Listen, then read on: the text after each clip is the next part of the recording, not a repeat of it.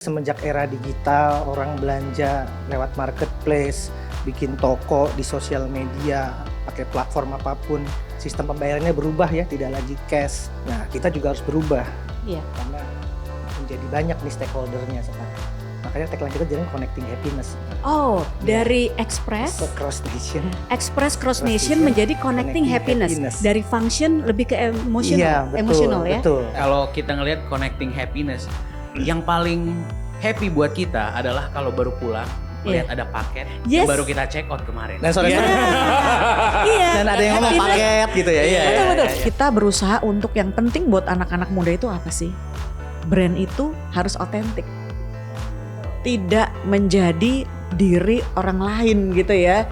Jadi kita mencoba untuk menghindari sesuatu yang tidak rooted to our value, yang gak terasa. It's not genuine. That's why akhirnya apa yang disampaikan oleh generasi yang senior saat itu mengenai the value atau the feeling of always by our side, itu yang akhirnya kita kemas. Authenticity itu make things easier to do, ya. Karena kalau emang udah orangnya seperti itu atau institusinya dengan culture seperti itu, gak ada kepura-puraan. Kalau pura-pura kan capek ya. Somewhere along the way, pasti nanti aslinya keluar gitu kan. Alright, welcome. Apa kabar Opal Gengs? Mana suaranya nih? Asik.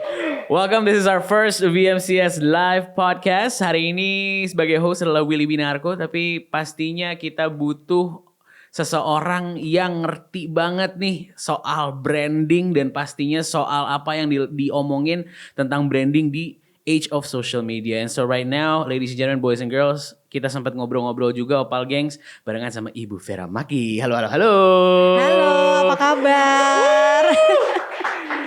Ibu Vera, of course, good to have you back in Opal, definitely amazing. Yes. Dan pastinya mau memberikan sesuatu yang spesial nih. Hari ini tema kita The Evolution of Brand Messaging in the Age of Social Media and Digital. Wah, bisa gak nih ceritain buat Opal Gengs dulu nih, what is our topic for today? Ya, jadi topik buat hari ini kita akan sama-sama belajar dari pakarnya, yaitu terkait dengan branding. Bagaimana branding itu berevolusi dari pertama kali berdiri, mungkin kejauhan ya kalau pertama kali berdiri, tapi evolusinya bagaimana pada saat terutama di dunia digital dan sosial media. Apa saja yang dilakukan berbeda dibanding yang sebelumnya.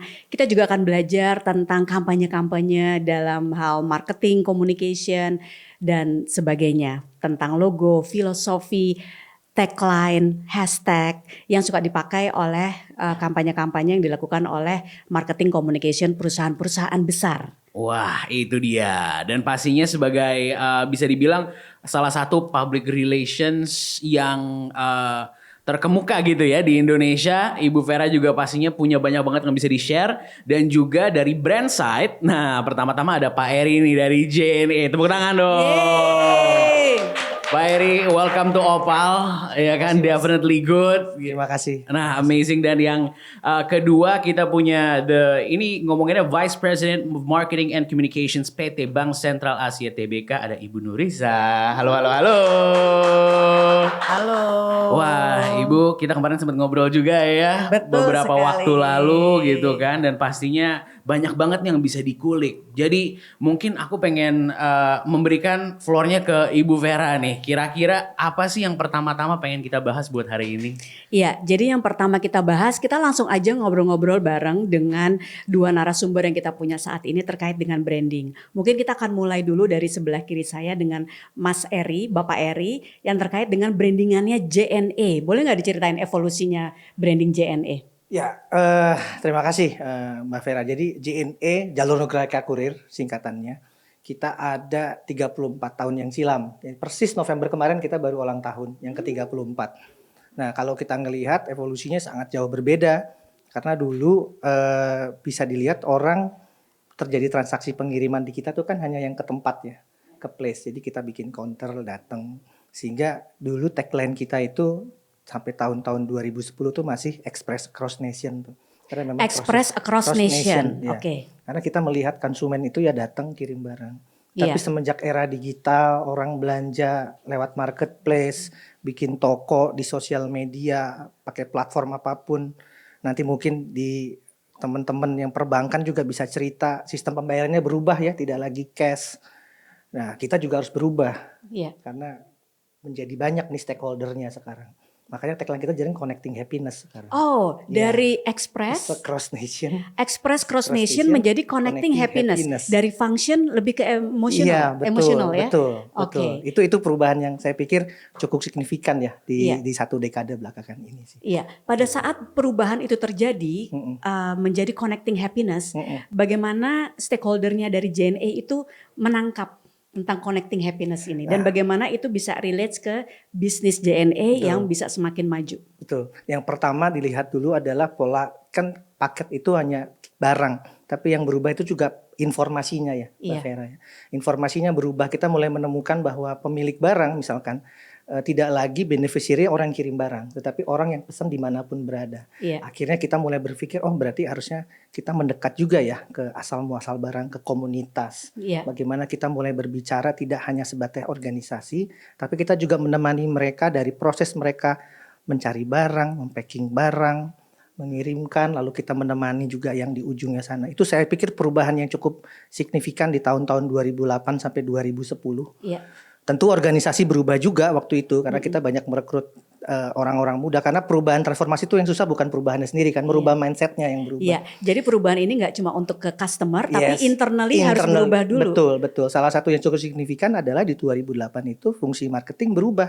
Dari hanya sekedar marketing itu hanya physically bikin spanduk, bikin apa, mulai berubah. Kita punya marketing communication sendiri, punya tim sosial media sendiri. Saya sama seperti kita syuting sekarang. Iya, Ada teman-teman partnership, Iya. itu cukup berubah. oke. Wow, itu menyenangkan ya. Iya. Kalau kita ngelihat connecting happiness, yang paling happy buat kita adalah kalau baru pulang melihat ada paket yang Yes. baru kita check out kemarin. Dan sore-sore Iya. dan ada yang ngomong Happiness- paket gitu ya. Iya, Betul. iya. Happiness happens when the packet itu nyampe, Iya, gitu ya. iya. Sampai gitu. Jadi sebenarnya antara tadi ya Yang nggak happy express pas check out sebenarnya.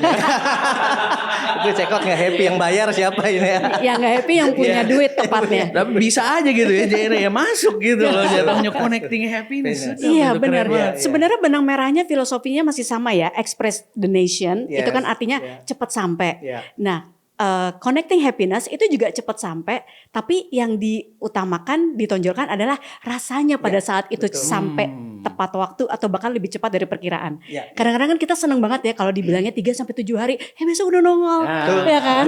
So that's actually the essence dari JNE ya. Betul. Oke, kita sekarang beralih dulu Siap. ke Ibu Norisa.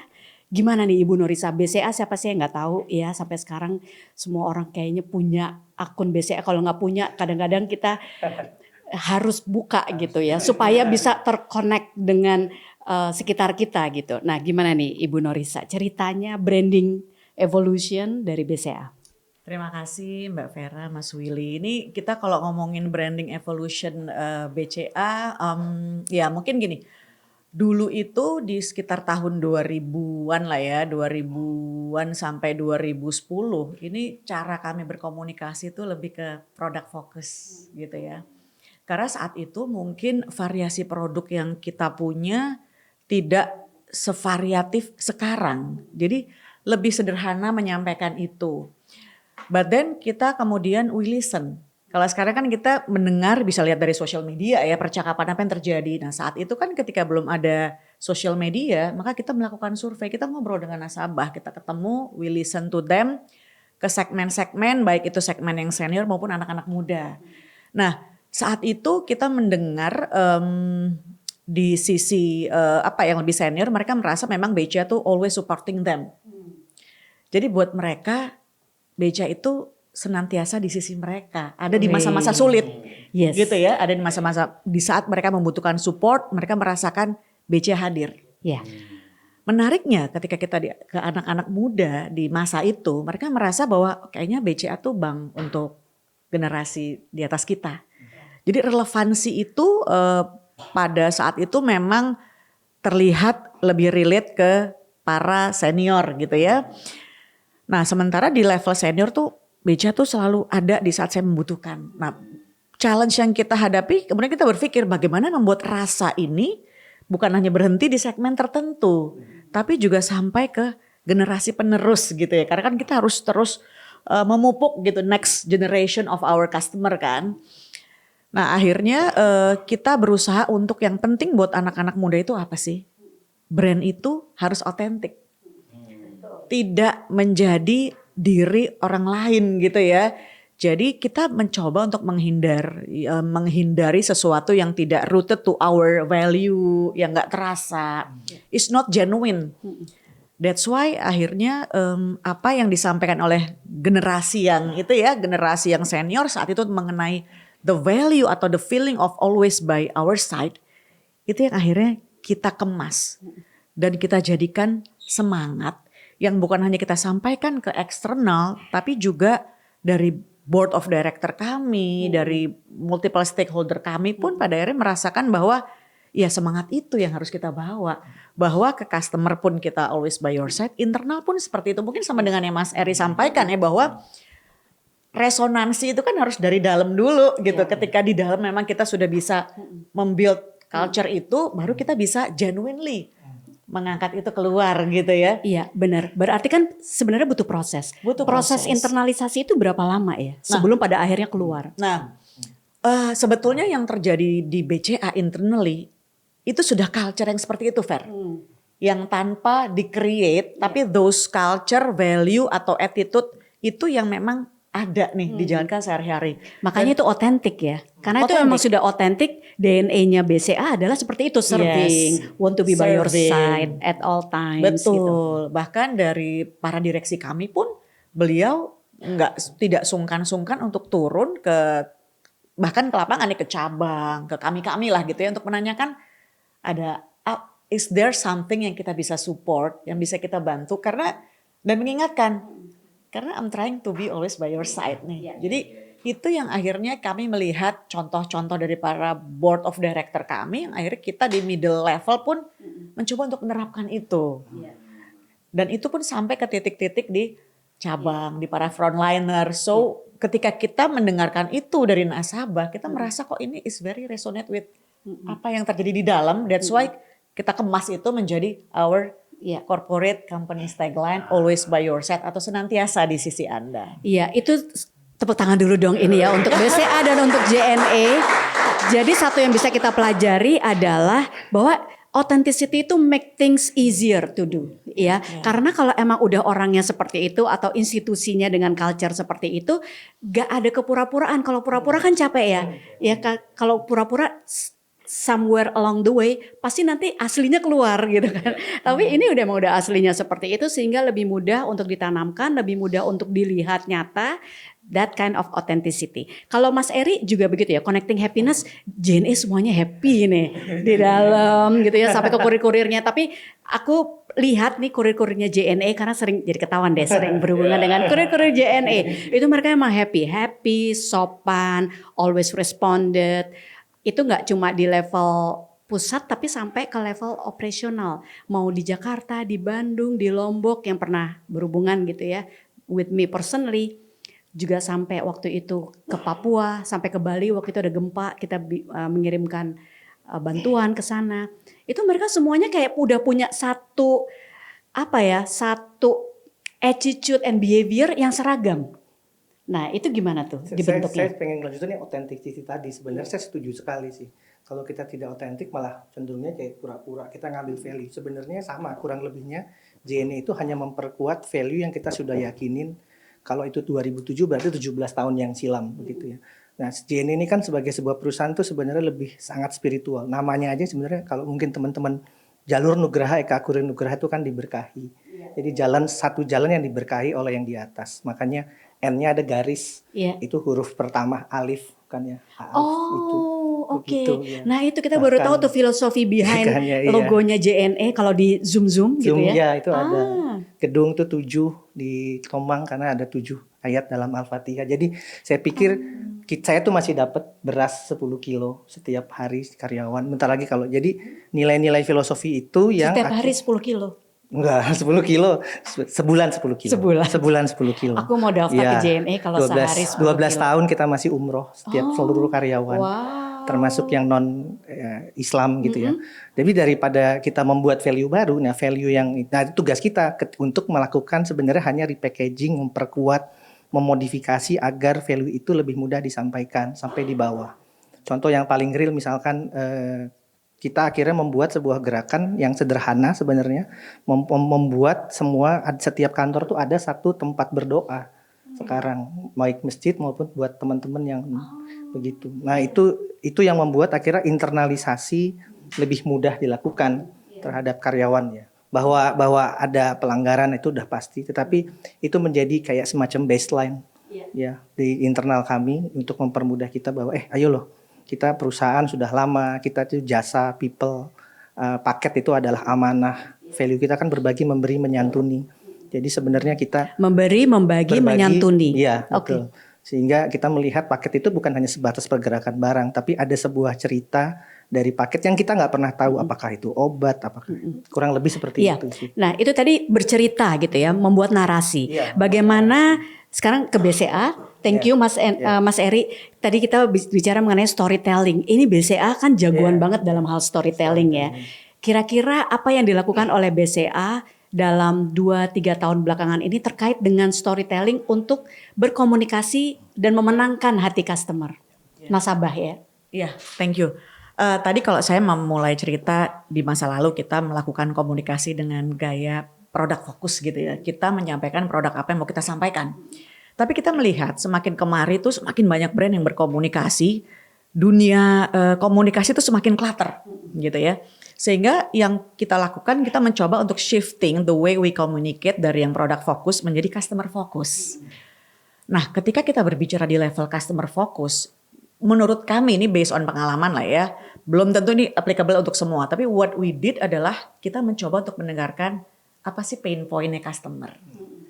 Jadi angle-nya kita rubah. Kita nggak mengatakan apa yang mau kita katakan tentang produk kita.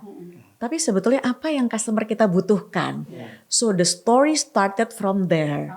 Nah karena kita berusaha menjadi relevan. Yang kita sampaikan sebaiknya seharusnya seotentik mungkin. Serelevan mungkin dan segenuine mungkin. Bagaimana kita bisa mendeliver produk kita ke customer ketika kita nggak tahu pain point-nya apa. Ketika kita nggak menyampaikan secara genuinely bahwa ini connect dengan pain point kamu. Karena yang mau kita berikan tuh adalah solusi terhadap pain point. Jadi berangkat dari situ Mbak Vera. Iya, jadi memang dilihat dulu apa sih masalah keresahan yang dialami oleh nasabah atau customer. Dan dari situ kemudian dibuat problem solving and solution ya. Inovasi apa yang dilakukan oleh BCA untuk memastikan bahwa that pain point yang kadang-kadang kita sulit loh untuk bisa mengidentifikasi poin-poin ya. Jadi memang dibutuhkan strategi dan teknik-teknik khusus untuk akhirnya itu tercuat. Ya, karena kita nggak bisa cuma bertanya, jadi masalahnya apa? Dan mereka menyampaikan terartikulasi dengan baik. Berarti harus, tapi lebih ke arah gitu nggak sih? Harus didik more, diajak ngobrol sampai ketemu tuh bener-bener di bawah dari iceberg itu. Ya, Kalau Mbak Vera, Bu Vera kayak gini kan biasanya kan kalau lagi pacaran gitu kan. Nah terus nih cowoknya nanya, kamu mau makan apa? Terserah. terserah tapi nggak approve maksudnya. Iya kan bingung kan. Jadi mungkin mendengarkan itu bukan cuma mendengarkan jawabannya ya, tapi juga harus mendengarkan secara keseluruhan gitu ya jatuhnya. Bukan hanya apa yang mungkin ditulis di kotak saran gitu ya, tapi memang mendengarkan dalam arti kita menyimak apa yang dibutuhkan sama teman-teman gitu ya Bu ya. Betul sekali. Iya, jadi bukan hanya yang tersurat tapi yang tersirat itu yang susah ya. Untuk mendapatkan itu ya. Jadi itu nanti dari situ terlihat keunggulan dari masing-masing perusahaan bagaimana dia bisa mendapatkan pain point tersebut dan mentranslate itu ke dalam solusi ya. Mas Eri ada yang mau ditambahkan dari situ? Terserah, itu bagus, betul. Thanks to teknologi ya Mbak Vera ya. Thanks teknologi. Akhirnya kita bikin tim khusus untuk membaca voice of customer di tahun 2009. Thanks to teknologi, data driven itu membuat kita lebih enak. Baru dari situ kita bisa tahu klasternya, komunitas mana yang kita harus ajak makan bareng, sama seperti tadi yang dijelaskan. Tapi yang lebih penting juga menarik, kadangkala justru dulu kita berpikir bad news itu harus kita hindarin gitu ya. Tetapi justru dari situ kita bisa tahu kebutuhannya tuh apa sih. Akhirnya jadilah sebuah ide, jadi inisiatif, jadi produk kembali lagi. Akhirnya kita misalkan kita punya satu produk yang nggak penting sebenarnya, Ya, ini pengantaran air susu ibu itu berangkat dari keresahan ibu-ibu muda yang di gedung-gedung tinggi dia tidak bisa delivery, itu dari obrol-obrol seperti ini, obrol-obrol sederhana. Menarik sekali tuh. Menarik loh itu delivery itu ya. Atau atau orang kantoran setiap pulang kan ditanya oleh-olehnya mana gitu ya. Akhirnya kita ya udah bikin pesona untuk pesanan oleh-oleh Nusantara untuk delivery empe-empe. Oh, pesona namanya. Iya, itu kan hal-hal kecil sebenarnya yang dimulai dari itu Ibu ya, ngedenger voice of customer. Iya, dan itu apakah dilakukan secara berkala atau kalau pada saat emang ada keriuhan di sosial media, gimana prosesnya? Kalau di kami itu kita punya namanya angka rata-rata. Jadi artinya angka rata-rata itu tanpa ada lonjakan ya kita ngobrol, ketemu, membahas. Jadi nggak nunggu sampai ada krisis dulu ya? Enggak. Gosip itu malah dibudayakan di kita karena dari gosip itu kita bisa tahu insight ya. Betul. Betul ya kan, insight-nya apa. Tapi ketika ada lonjakan tentu nanti kita fasilitasi sih. Iya, baik. Nah, sekarang kita beralih ke kampanye komunikasi. Apa kampanye komunikasi terkini? Mungkin dari Mbak Norisa dulu. Kampanye komunikasi terkini yang BCA miliki ya, Mbak Vera maksudnya? Yang mana aja? Oke, iya. Jadi gini. Salah satunya itu ya Mbak Norisa ya? Iya, jadi kita itu awal Desember kemarin ya kita baru meluncurkan kampanye Dono Kasih No. Kalau kamu tidak tahu asal usulnya langsung kasih no. Tapi berkolaborasi dengan agak lain gitu. Jadi kasino tuh kasino. Kasino. Jangan kasih apapun, kasino. Konteksnya untuk apa? Data, informasi? Jadi gini, kita melihat brand seperti kami gitu ya tidak melulu ketika berkomunikasi dengan nasabah berbicara tentang produk. Tapi ada kalanya kita harus membuat customer kita semakin berdaya, to empower them, to empower our customer gitu ya. Karena tadi ya transformasi digital itu kan memiliki konsekuensi. Konsekuensi adalah ya peningkatan cybercrime. Apalagi kita sama-sama tahu penetrasi digital semakin tinggi during COVID. Mungkin ada segmen-segmen tertentu yang mereka literasi digitalnya belum sebegitu matangnya gitu ya. Sehingga ini terlihat ada peluang yang memang dimanfaatkan oleh para fraudster. Untuk memanipulasi, melakukan social engineering. Tujuannya apa? Untuk mendapatkan data nasabah nih. Baik itu OTP, kode CVV, CVC, nomor berbagai macam kode yang sebetulnya nggak boleh diberikan. Tapi dengan manipulasi dari berbagai macam cara lewat social engineering atau sekarang kan suka ada undangan pernikahan, undangan reuni. Begitu kita buka, tiba-tiba uang kita hilang. Klik link, ketika diklik linknya diminta isi data. Nah, atau tiba-tiba terinstall aplikasi virus yang berbahaya. Nah, jadi kita mau menyampaikan, mengedukasi secara konsisten. Pokoknya gini deh, simpelnya. Kalau kita nggak kenal siapa yang kasih undangan, yang telepon, kasih no aja lah. Jangan sampai, itu ibarat analoginya gini loh. Kalau kita kasih data pribadi kita ya, kasih nomor ATM, PIN, OTP dan token itu sama aja kayak kita ngasih kunci akses mereka untuk masuk ke brankas atau ngasih kunci rumah kita sehingga mereka bisa masuk ke kamar kita yang A, B, C, D. Nah itu kan sesuatu yang sebenarnya common sense nggak akan mungkin kita berikan kan. Jadi sesakral itu juga Mbak Vera yang namanya PIN, kode CVV, OTP dan seterusnya. That's why simpelnya adalah if you don't know asal usulnya langsung kasih no. Karena modus akan semakin agak lain. Betul. Nah ini seru nih kalau kita bicara mengenai bagaimana kita secure our asset gitu ya. Karena sekarang lebih mudah untuk transformasi digital itu seperti pisau bermata dua gitu ya. Ada dari sisi positifnya tapi itu juga dimanfaatkan untuk hal-hal yang fraud, penipuan dan sebagainya. Nah, dengan adanya kampanye itu, boleh nggak diceritain ini buat teman-teman yang ingin belajar branding sama kreatif campaign ya. Itu idenya dari mana waktu itu? Iya. Kalau bicara ide, kita tentunya bekerja sama dengan partner. Jadi memang buat BCA kan ketika melakukan campaign is not just about campaign. Ini kita ada dua sisi ya. Ketika berbicara campaign mengenai misalnya produk, itu for sure kita harus bisa untuk mencapai target bisnis yang udah kita set di awal. Nah itu tuh fundamental sih buat kita gitu. Karena kan ada investment yang kita put di situ gitu ya. Kemudian selain itu kita juga melihat bahwa percakapan di sosial media juga alangkah baiknya kalau bisa di-create nih. Nah, that's why itu yang akhirnya men-trigger kita untuk meng-create campaign yang harus berbeda. Karena sekarang ini kan nasabah atau customer terpapar dengan begitu banyak konten gitu di sosial media ya. Ribuan jam mungkin yang terupload konten video di satu platform gitu ya. Nah, itu satu hal. Bagaimana kita bisa meng-create campaign yang akhirnya bisa menjadi menstimulus percakapan. Nah, yang kedua tadi ya, berbicara mengenai dono kasino. Siapa sih yang meng-create idenya? Kita as a brand, kita harus melihat challenge secara setajam mungkin, karena ini yang akan menjadi brief yang stimulating creative idea untuk bisa terus berkembang dan mendapatkan kreativitas yang berbeda. Karena kalau kita tidak melihat masalah dengan tajam, maka outcome-nya juga akan general.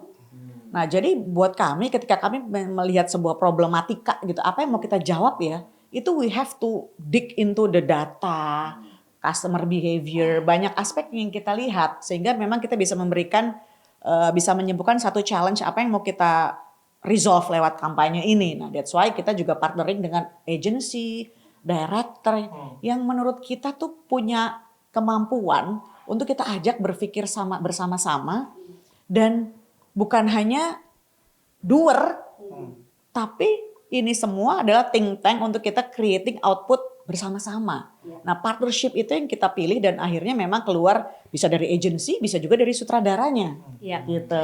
Iya, jadi dalam membuat kampanye komunikasi itu memang harus ada brainstorming dan kolaborasi dari berbagai pihak yang expert di bidangnya ya. Betul, Dan betul. karena di situ ada proses ideation, ada Betul. brainstorming, ada juga proses penggodokan sampai akhirnya ketemu nih gong satu campaign. Itu baru bicara satu campaign. Prosesnya berapa lama ya untuk pada akhirnya bisa sampai ke proses akhirnya tayang? Sangat relatif ya. Kita tuh dapat ide tuh bisa kadang-kadang butuh waktu sebulan, 2 bulan gitu. Jadi memang panjang. Kalau untuk production yang memang buat kita mau creating impact itu bisa 3 bulanan lebih. 3 bulanan lebih. Dan relatif persiapannya cukup panjang. oke, 2024 berapa banyak campaign yang dihasilkan oleh kurang lebih lah range-nya? Range-nya ya,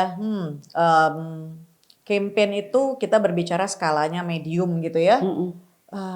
Berapa ya? Mungkin kurang lebih 5 kali ya? Iya, ada 5 ya. Ya, kurang lebih ya. Iya. Kurang lebih ya. Oke, bagaimana dengan JNE? Kampanyenya kan macam-macam nih, tiba-tiba ada bola gitu kan. Yang seru banget nih, soccer gitu. Nah, itu bagaimana ideation behind it-nya dan kenapa memilih particular campaign and topic gitu? Jadi kita sebenarnya tarik mundur dulu ke 2015. Kita mulai melihat ada tren yang menarik dari orang sekarang menjadi entrepreneur. Tetapi juga muncul kekhawatiran baru yang saya pikir kalau kita browsing hari ini banyak, bahwa total barang yang beredar yang dihasilkan di Indonesia itu hanya sekitar 90% Mbak Vera. Hanya 10%. 90% itu dari luar masuk dan diperjualbelikan. Jadi entrepreneur itu justru hanya menjadikan orang menjadi reseller, tidak creating produk. Itu kekhawatiran kita. Sedangkan kalau kita pengen menjadi negara yang maju, kelas menengah naik, itu kita harus memperbanyak entrepreneur. Itu umbrella campaign-nya. Sehingga sejak 2015 kita mulai fokus di tim kami adalah bagaimana kita mengconnecting happiness itu lebih focusing lagi kepada komunitas yang creating brand, creating produk. Itu kita masuk, bahkan kita berani untuk mengakuisisi produk, memberikan insentif lebih, bekerja sama dengan lembaga perbankan untuk membantu mereka, karena kan harus keroyokan. Karena kalau tidak ya kain-kain batik di mana itu akan hilang. Jadi payung tasik itu ya akan hilang. Jadi memang ada misi khusus Ada, dari ya. JNE untuk Itu, meningkatkan, memberdayakan komunitas. Betul. Itu umbrella intinya besarnya, bahwa nanti ada particular campaign, pasti setiap itu berbeda-beda. Nah, itu yang kita lakukan sekarang dengan kita punya kolaborasi. Kalau tadi pertanyaannya futsal gitu ya. Ini juga menarik karena di komunitas futsal itu sebenarnya hampir semua mulai dari kaos kaki, aparel, itu banyaknya lokal sebenarnya. Dari teman-teman Bandung. Nah, itu yang kita masuk ke sana sehingga kita tuh pengen punya peran dalam negeri ini gitu ya. Ayo berjualan, tetapi lebih baik you create the product. Oke. You sell the brand gitu ya. Iya. Gitu. Jadi bukan membangun kemandirian kita juga, yang tentu nanti as a business tadi sudah dijelaskan dalam konteks jangka panjang pasti sehat juga buat kami begitu ya. Iya, jadi kolaborasi dan membangun ekosistem yang bisa menguntungkan kedua belah sesuai pihak. dengan connecting happiness-nya, bangun create umbrella-nya, lalu kita masuk pelan-pelan. Itu bisa macam-macam campaign-nya ya, tetapi message tetap sama, ada yang menarik. Bahkan kita sekarang sampai ke SMA sekarang. Karena SMA itu sekarang ada orang yang bikin cilok, dia namain, terus dikasih brand gitu ya. Tapi kan nggak everlasting. Padahal kalau kita bisa masuk, kita cilok misalkan 1.000, 10.000, kita bantuin per 2.000 perak, itu bisnis mereka bisa tahan sampai 2 tahun. Mbak. Iya. Nah, jadi ini kita bicara mengenai keberlanjutan juga dan konsistensi. Bagaimana JNE dan juga BCA konsisten dalam menyampaikan pesan-pesannya melalui kampanye. Tadi kan edukasi kepada nasabah gitu. Jadi itu lebih ke awareness campaign, education campaign. Kalau Mas Eri tadi dengan JNE-nya itu juga jangka panjang untuk pemberdayaan dan membantu meningkatkan ekonomi dari inkubator bikin inkubator ini. Nah, kemudian kalau dari BCA gitu tadi ada awareness campaign, kalau product campaign? Iya. Awareness campaign ya tadi ya yang memang di level target kita creating percakapan itu kurang lebih ada 5 setahun. Tapi di luar itu kita juga supporting product penetration secara direct. Seperti kami juga setiap ulang tahun tentunya ada HUT BCA gitu ya. Nanti Februari ke depan. Kemudian juga kita annually juga ada event yang salah satu event terbesar kami itu BCA Expoversary. Jadi di situ kita berkolaborasi dengan para developer rumah, dealer mobil, motor, dan banyak partner-partner kami. Kita berikan wadah untuk mereka punya presence di situ dan kita undang nasabah-nasabah kita. Itu 4 hari kurang lebih audiensnya ada di sekitar 70 sampai dengan 100 ribu. 70 ribu sampai dengan 100 ribu ya di event tersebut. Nah kemudian during seasonal moment yang penting tuh kita biasanya hadir. Ramadan. Jadi kita juga memetakan season-season atau momen-momen yang penting buat nasabah kami di mana kami harus hadir dan support gitu ya. Jadi Ramadan is a key moment buat kita. 17 Agustus kita juga supporting para pemain-pemain kreatif lokal lewat kita punya juga umbrella platform yang namanya BCA Bangga Lokal. Nah di situ para UMKM pun kita rangkul, kita sama kita juga ya UMKM juga untuk betul. mendorong UMKM juga di sini. Betul. Ini menarik sih kalau kita bicara mengenai bagaimana kita bisa membantu entrepreneur ya, micro entrepreneur atau juga usaha kecil gitu ya, small enterprise untuk bisa maju. Ternyata yang bantuin biasanya dari perbankan gitu, tapi ternyata dari logistik company juga seperti JNE juga punya misi yang sama gitu karena kaitannya ternyata ini multi sektor ya kalau untuk UMKM, when we talk about UMKM. Nah sekarang kalau kita bicara mengenai kampanye pasti kan kita pingin sukses kampanyenya. Gimana sih cara memeasure success in the campaign? Dari Mbak Nurisa dulu. Ya, makasih Mbak Vera. Jadi kalau di kami campaign ini kita harus measure secara rutin Mbak Vera. Let's say kita campaign di 2 minggu pertama gitu ya. Kita akan monitor, ini sesuai nggak nih performance-nya ya. Jadi kan ada upper funnel, mid funnel, sama lower funnel gitu ya. Kembali tergantung objektif. Kalau objektif kita hanya awareness, maka kita coba monitor dari sisi viewership-nya. Tapi kalau kemudian kita adalah conversion, berapa banyak sih orang yang mendownload, berapa banyak sih orang yang registrasi gitu menggunakan, maka kita harus betul-betul mengukur impact-nya seperti apa sedini mungkin. Karena begitu kita mengukur the early yang memang kita lakukan review, monitoring, kita bisa lakukan adjustment secepat mungkin sehingga investmentnya nggak ke burn dan tidak sia-sia dan tidak sia-sia. Oke. Karena buat kami di BCA tuh investment harus kami pertanggungjawabkan. Betul. Every penny spent should be able to be harus bisa dipertanggungjawabkan benar. Betul. JNE bagaimana? Saya senang karena sudah dijelaskan semua sebagian. Sama ya? Sama ya? Makanya saya tadi mikir apa yang saya jelasin ya ini sudah sama sebenarnya. Setuju, setiap investasi harus kita hitung. Cuman saya mau nambahkannya begini. Kita beruntung dalam dunia UKM logistik itu tiap daerah punya keunikan beda-beda sehingga kita sekarang menambahkan bahwa investasi itu kadangkala lebih efektif justru di kota yang kecil. Gitu ya. Kita lebih mudah create story, create narasi di kota kecil, bikin kegiatan ketimbang spend dengan nilai yang sama misalkan let's say di Jakarta. Itu yang sekarang kita lakukan. Maka kita sekarang sering sekali bangun di Sulam, Papua. Buat mereka satu keberhasilan UKM atau 3-4 itu nilai conversionnya itu lebih besar ketimbang kita mengumpulkan sekitar lebih besar di Jakarta. Baik, jadi tidak semuanya Kabarnya, harus iya, jadi tidak semuanya harus national campaign, tapi Nggak. bisa micro campaign dengan micro influencer. Betul, itu ngaruh nanti turunannya ke situ. Karena yang tahu micro influencernya apa yang sedang dibicarakan, contoh kalau saya boleh sebut nama keluarga Salosa itu ya terkenal sekali, mulai Boas Salosa, Ortisan Salosa itu best campaign lah kalau di Papua ya untuk sepak bola, untuk komunitas seperti itu. Iya. Baik, dan kemudian apabila kita berbicara tadi mengenai kesuksesan ya, success rate. Ada nggak sih campaign-campaign yang dibuat dan hasilnya unexpectedly successful dari Mbak Norisa?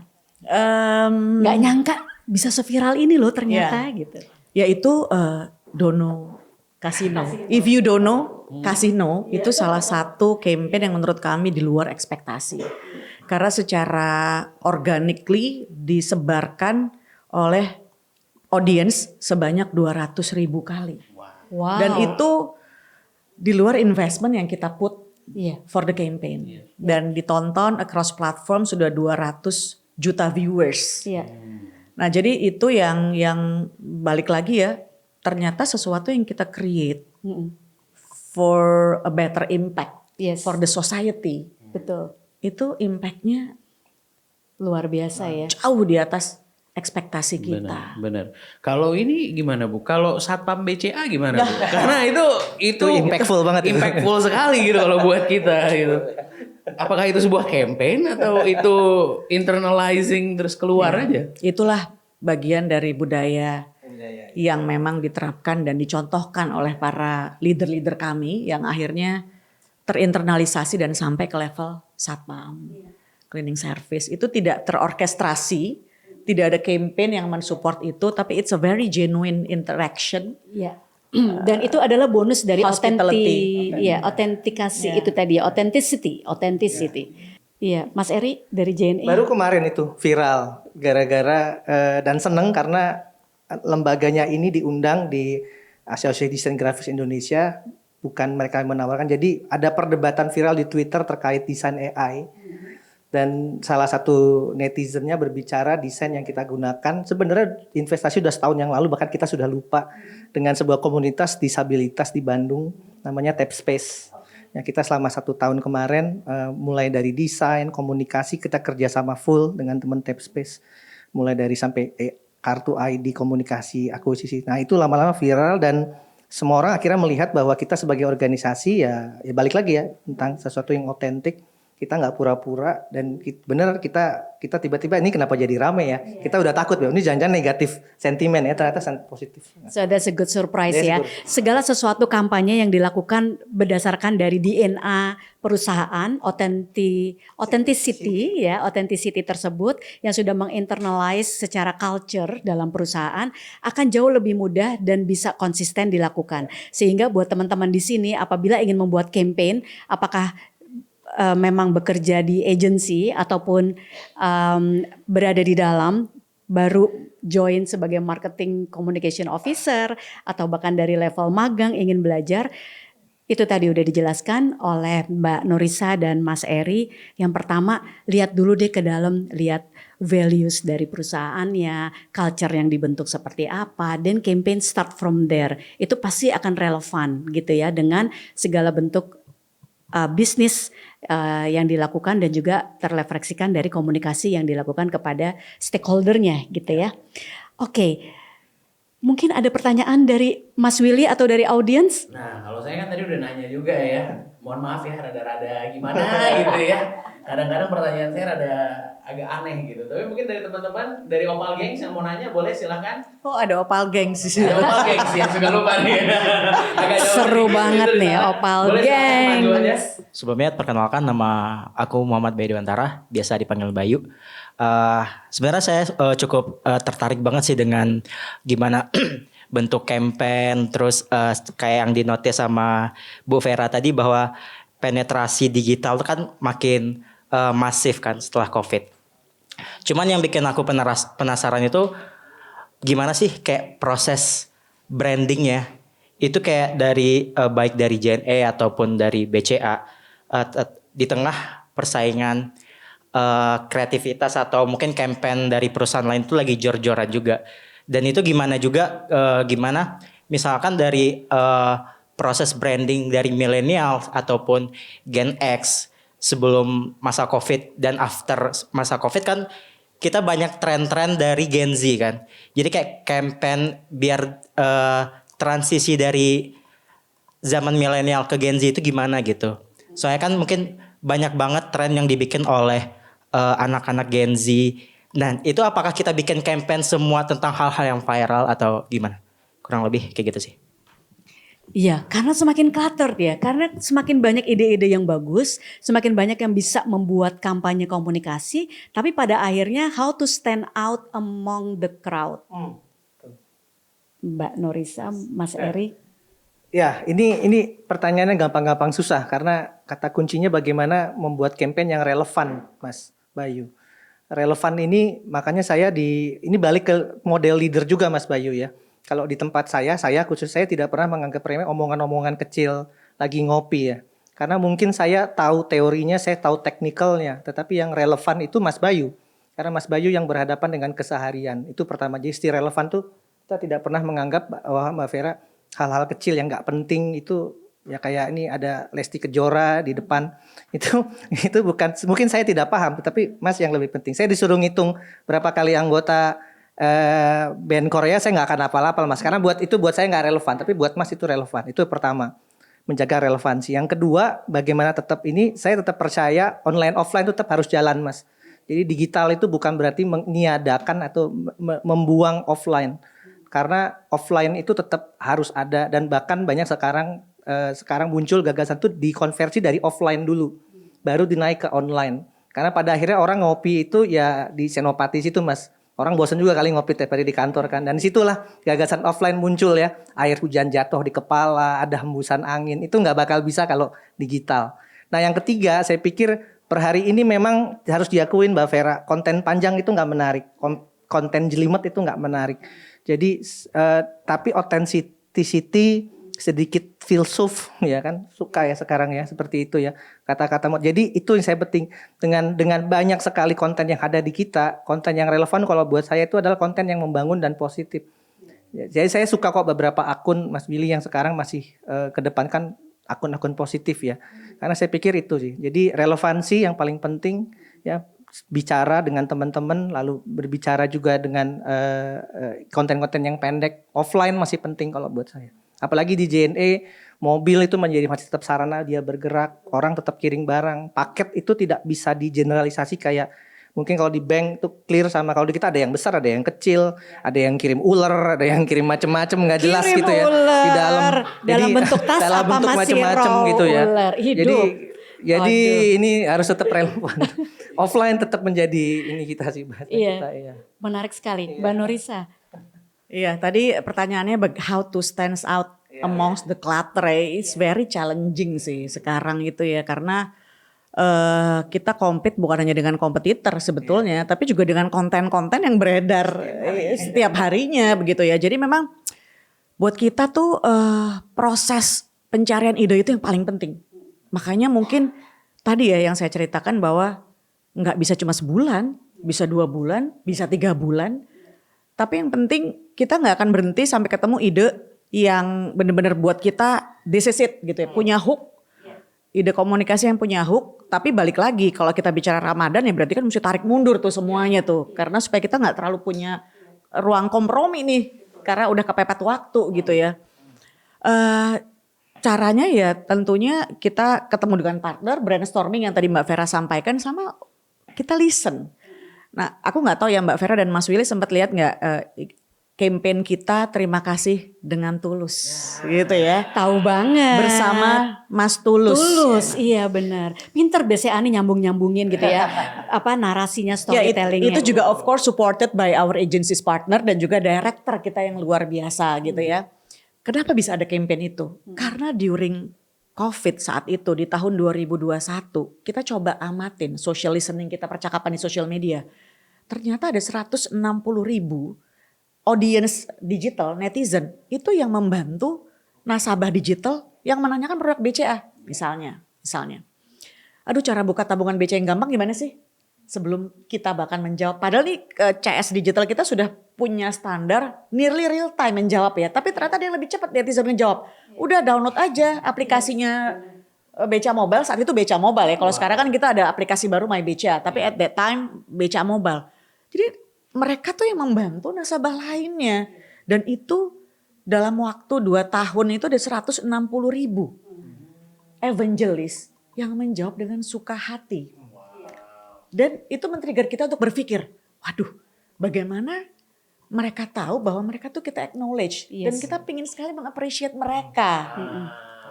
Sehingga keluarlah terima kasih dengan tulus bersama Tulus. Iya. Lagu yang diciptakan Tulus itu betul-betul tweet dari audience digital kita. We didn't create anything at all. Kita pilih beberapa gitu ya. Kita serahkan bahkan ke Mas Tulus. Iya. Betul. Jadi kalau membuat kampanye PR atau kampanye komunikasi ya, yang pertama itu ide. Nyari idenya aja udah berbulan-bulan ya. Kalau mau loro jonggrang sebulan gitu. Tapi kemudian eksekusi, kadang-kadang idenya brilian, eksekusinya kok kurang ya. Eksekusi gitu. is very penting, super penting. Iya. Konsep kan di level kita internal. Tapi kan yang dilihat kan hasil eksekusinya sama audiens. Jadi kalau konsep idenya udah bagus tapi eksekusinya nggak bisa mendeliver apa yang kita sampai. Ya, luar biasa. Kita tepuk tangan dulu nih untuk 2 narasumber kita yang sudah banyak berbagi ilmu 3 SKS, 6 SKS. Ya, skripsi udah, kalau udah case study-nya nanti dari 2 institusi ini gitu ya. Mungkin nilainya A. Mungkin, amin gitu ya. Oke, tadi disampaikan oleh Mas Eri bahwa sekarang semakin singkat waktu kalau kita memang mau memenangkan hati konsumen atau memenangkan hati netizen ya, followers kita. Dengan demikian kita tidak bisa berlama-lama lagi Mas Willy, kita harus ringkes semuanya. Tadi daging-dagingnya sudah disampaikan. Mungkin last word kali ya. Last word sebagai closing dari Mas Eri dulu, abis itu nanti Mbak Norisa, silakan. Ya, tetap relevan, otentik, terus tidak pernah meremehkan ide kecil sih. Saya suka bilang, kalau perlu saya berani ke teman-teman produksi di tim kami gitu ya. Per hari ini di generasi TikTok atau Instagram atau apapun, kadangkala quality itu diturunkan karena otentik ide itu momentumnya mungkin bisa snap besok hilang. Oke. Ya, dulu kalau di dunia kami belanja itu cuma 12 Mbak Vera. Sekarang 11 22 33 44 terus aja sampai 55 seterusnya. Nah, itu memang butuh speed, otentiksitas. Nah, itu saya pikir challenge pekerja kreatif, pekerja communication ya.